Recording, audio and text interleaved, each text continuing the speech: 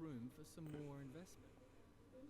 What's up, YouTube land? Zeno Gaming back with another episode of my F1 2020 My Team series, episode number 9 with the Azerbaijan Grand Prix. So we're looking now to continue on the momentum we got in the last Grand Prix from Monaco with a 9th place finish, and I'm looking at these marketing options. I wanted to I'm thinking of getting another department here, also the personnel, and this looks good here with the ability to increase our second driver's race awareness and racecraft.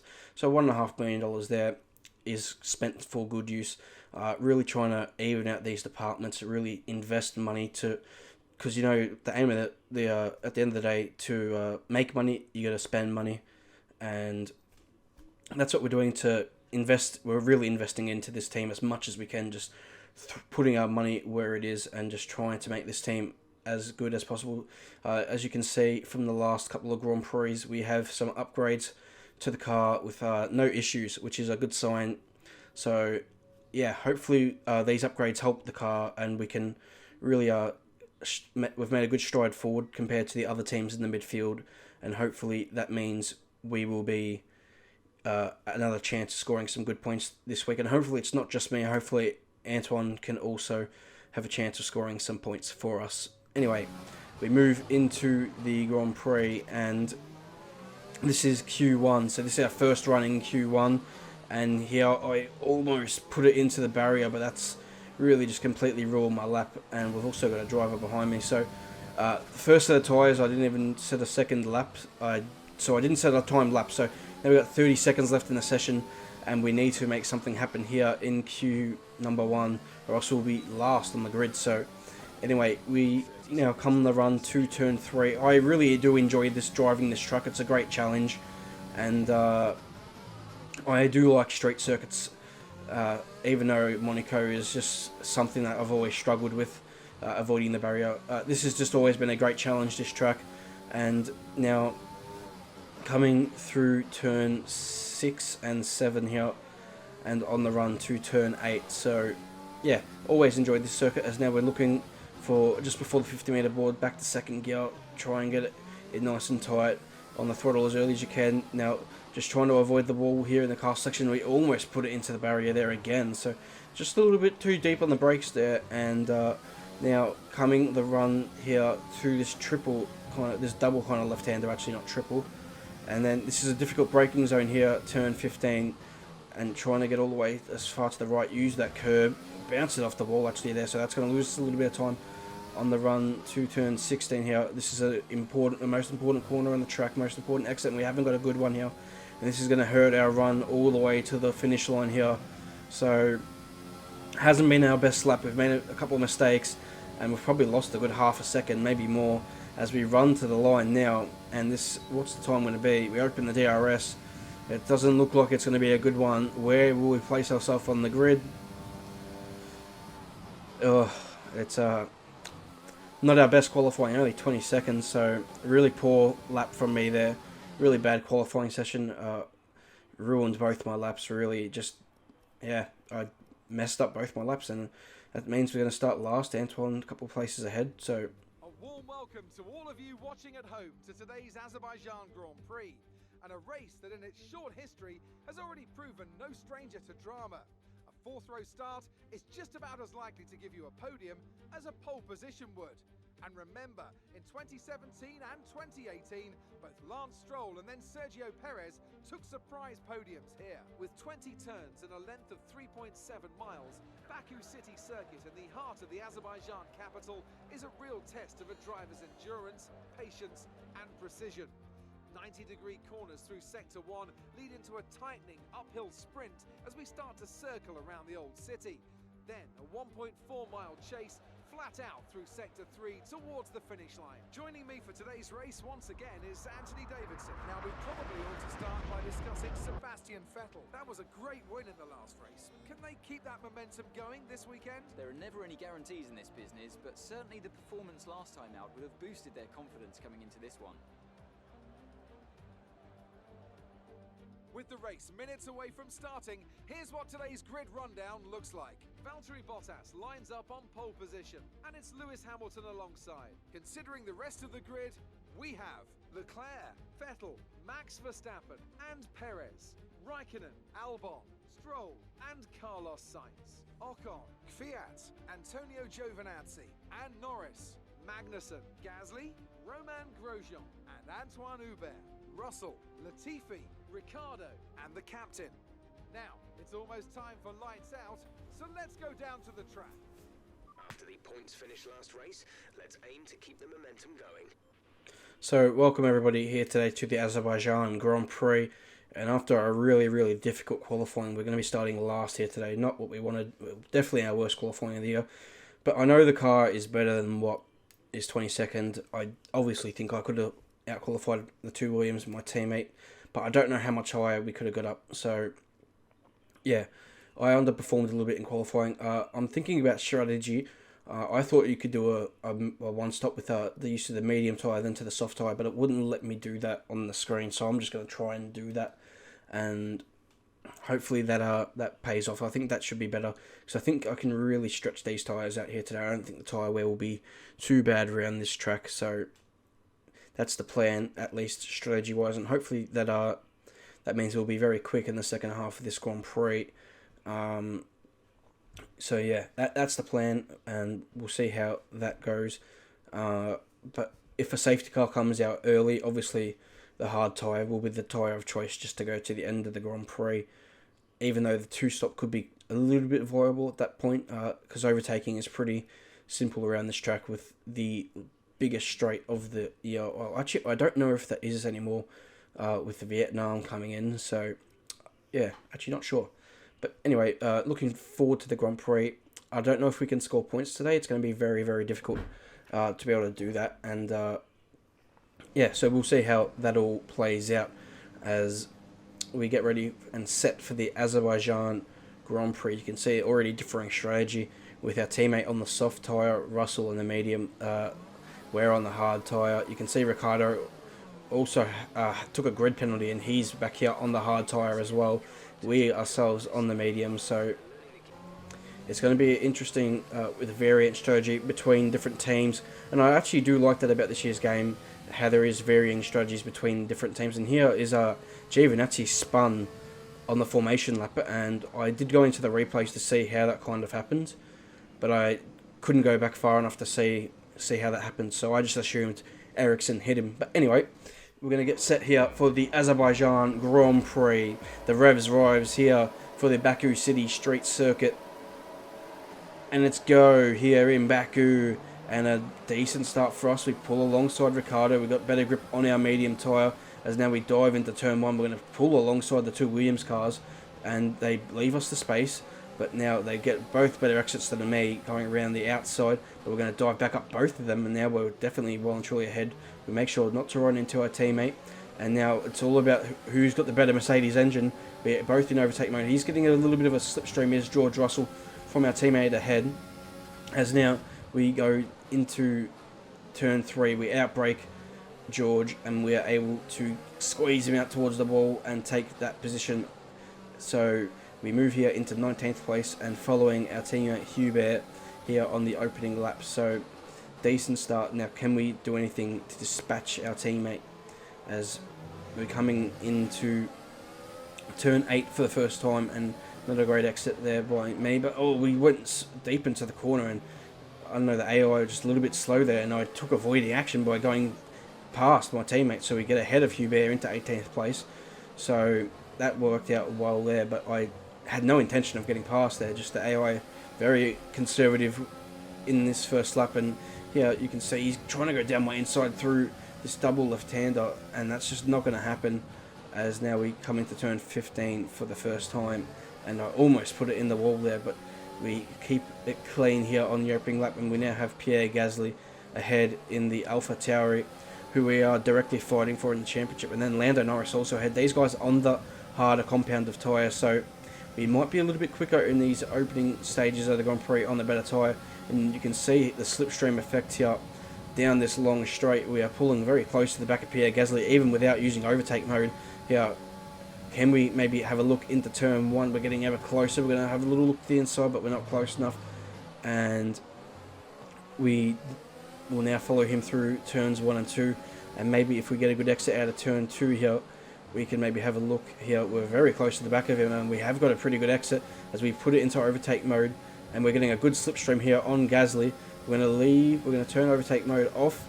We're going to go to the inside. We're going to be very brave on the brakes. Very brave indeed. Almost running into the back of Lando Norris. But that's a really good move there. Late on the brakes. And we get through past Gasly into 17th place.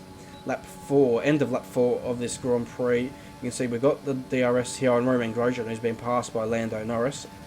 As we come now through to turn 1. Going a bit deep on the brakes here into turn 1 with the extra speed. And get a very poor run. And Gasly takes all the opportunity there and incentive to get past, but we're going to try and get the over and under here on the exit of the corner, as he was very defensive in the turn 2. And now we've got the DRS, and we're going to go back through with the DRS here on the outside into turn 3. Go late on the brakes as you dare, and we've been hit by Gasly here, and he sent us into the wall, and now we've got some front wing damage. So Pierre Gasly has really done a number on us here. As you can see, he just turns into that inside wall, really throws his car up into the air, and Daniel Ricciardo goes into him too and breaks his front wing as well. So yeah, Gasly, don't know what you're doing there, man, and that's really cost us. There, I somehow didn't put my speed limiter on properly enough, copped a 5-second penalty just to add to the frustration here in Baku in the early stages. This really hurt our Grand Prix, and we're going to have to change the front wing. Same for Ricciardo. Gasly as well in for repairs. So once again, I come into contact with an AlphaTauri. This time, definitely not my fault. I didn't know what to do there. Honestly, I almost put it into the barrier next to the pit lane on cold hard tyres. That would have been a really bad look. But now we come out of the pits, and you can see Ricciardo and Gasly come behind. But yeah, I didn't know what to do there in the turn 3. I got past. I was ahead. I left a little bit of space on the inside to make sure that didn't happen. It still happened. So that really needs to be looked at, the AI coding going into that corner, because they just turn in too early and they hit the barrier, and it's just really frustrating. Here on lap 8, Ricciardo on his soft tyres has caught and easily passed us. So we're gonna see if we can hang with the DRS with Ricciardo. But you can see how much more grip he had through turn 1 there. You can see just ahead as well, our teammate Hubert's coming out of the pit lane off his soft tyres. He's gone onto the hard tyres to go to the end of the Grand Prix. So that's what Antoine is doing. So, but yeah, for us, it's not really sure what much more we can do here. We got now Gasly catching up here on the soft tyre as well, and he's looking to make a move here. I'm not going to bother fighting this too much. These guys do have to stop again, and it's I'm just not going to bother. We'll maybe fight them later on in the Grand Prix. When they're coming back at us, I guess they'll go to another a set of medium tyres. I think Ricciardo would definitely do that, and same as Gasly. I'm not sure exactly what strategy each driver is running. We're trying to get to the end of the Grand Prix on our set of hard tyres, unless a safety car comes out and changes the complexion of this race. That's probably what we're hoping for right now, is a safety car. But I don't like our chances at the minute. So yeah, very frustrating start to this first 10 laps here in Baku. And now as we come through the castle section, we get a little bit, just not even greedy on the brakes, just a poor grip and turning. Really poor mistake from me there. It didn't even look like I actually braked that late. I don't know, I just didn't have the grip in the tyres, and really poor, just really lazy crash. So we come back in the pits, and we're gonna just, thanks Jeff, I don't need the update, and I know we've got damage. We're gonna come in for another front wing, and now this race is just completely finished for us. No chance of any kind of points today, unless a miracle happens really. And we got a 5-second penalty to take on top of it. So yeah, we're just going to go into the medium tyres and just go to the end of the Grand Prix. There's not much more we can really do, just trying to just hang in there, hope for a safety car. We're still on the lead lap, but you know, just race over really. And yeah, just disappointing really. It was disappointing in qualifying, a disappointing race. So yeah, we now move on to lap 20. Nothing happened, so I was getting bored and I just gave up. Really, was going to get lapped if I stayed out anyway. As you can see, 2 Mercedes coming past in a world of their own, and I'm going to just come in and put on the soft tyres, try to set the fastest lap. I don't know what this front wing changes. I must have got a little bit of lime green. I don't know. And that's still on yes for my settings. So, yeah. And just try and come through and set the fastest lap of the Grand Prix on a fresh set of soft tyres. And just to gain a little bit in the rivalry with Daniel Kvyat. I guess that's really all I can do. Have the fastest lap to our name, just for something to show. We won't get a point for it, but we just take points off whoever else is going to set the fastest lap, which at this point in time was Charles Leclerc. As I now come across the line, we've run out of energy from using it all on the lap, but we do set the fastest lap of the Grand Prix, only just. It was only by 1/10 of a second, so we do get that in the book. But now, lap 23, you got yellow flags ahead here, and it's a slowing Ferrari, and it is Charles Leclerc. Charles Leclerc, with 2 laps to go for him, is out of this Grand Prix. Really a shame, as he was running in the podium. So that's cost Charles Leclerc a podium today. But we're going to come across the line now, 1 lap down, to finish this Grand Prix in last place. That's the end of the race. We'll see you in Parc Fermé.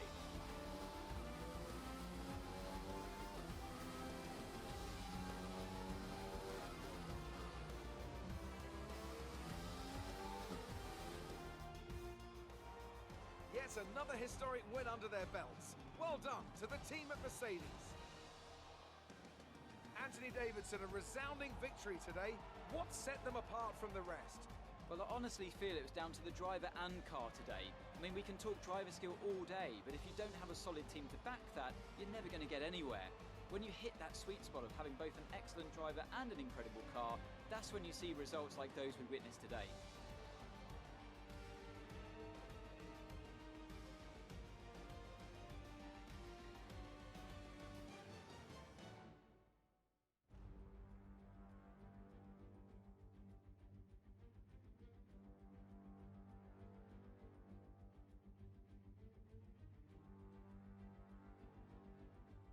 And I can see the drivers starting to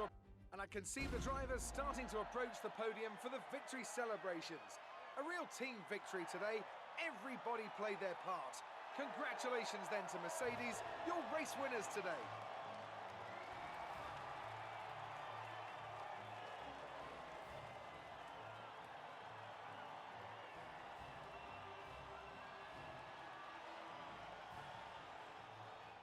And at the drivers' standings, Valtteri Bottas takes the top spot. He's our new Drivers' Championship leader after today's result. So, Anthony Davidson, who would you rank as your driver of the day? Definitely Antonio Giovinazzi, isn't it? No matter what the rest of the field threw at him, he didn't put a foot wrong. Superb drive from him. It's time to check out the constructors' standings. Mercedes continue to extend their lead. Another team that will be satisfied with this Grand Prix is Alfa Romeo, whose good result moves them further up the championship. Well, Ant, an end to another fantastic weekend of racing. Thanks to everyone who joined us, and we'll see you for the next one.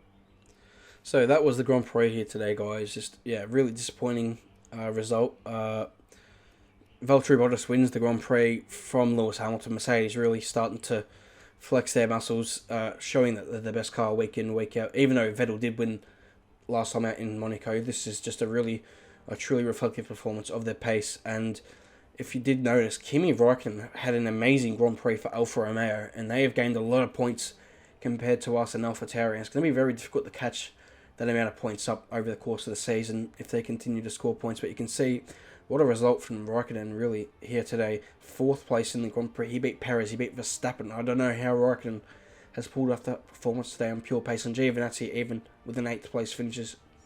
Just an excellent result for them. A poor result for us today.